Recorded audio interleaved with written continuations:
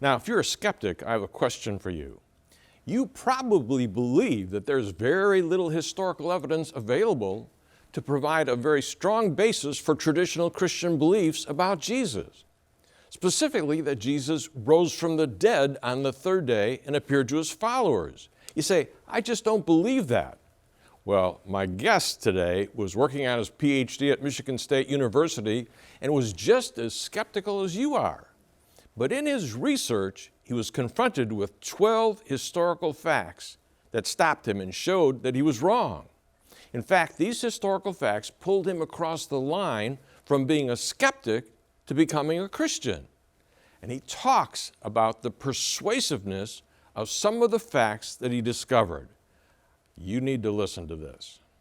Last program we ended with about a half dozen facts that I said, based on this material alone, we can argue that Jesus died and that he appeared after his death. Just a personal note, the reason I think these facts are so important, at least in my life, is because I spent 10 years as a skeptic. I argued with Christians, actually argued with anybody who claimed to be religious at all. It might be a Jehovah's Witness, it might be a Mormon, but many times it was a Christian.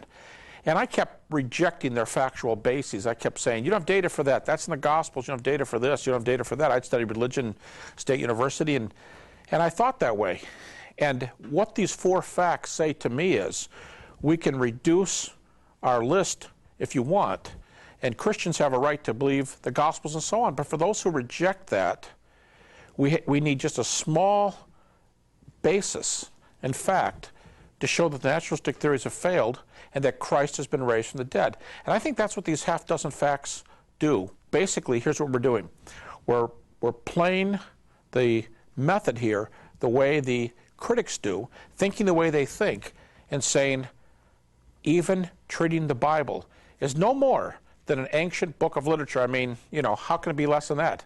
It's ancient. It's got pages in it, and there's words on the pages. I mean, that's pretty basic. And treating the Bible as a book of ancient literature, you still come up with these core or minimal facts, as I call them, and on this basis alone, we can refute the naturalistic theories and argue that Jesus was raised from the dead.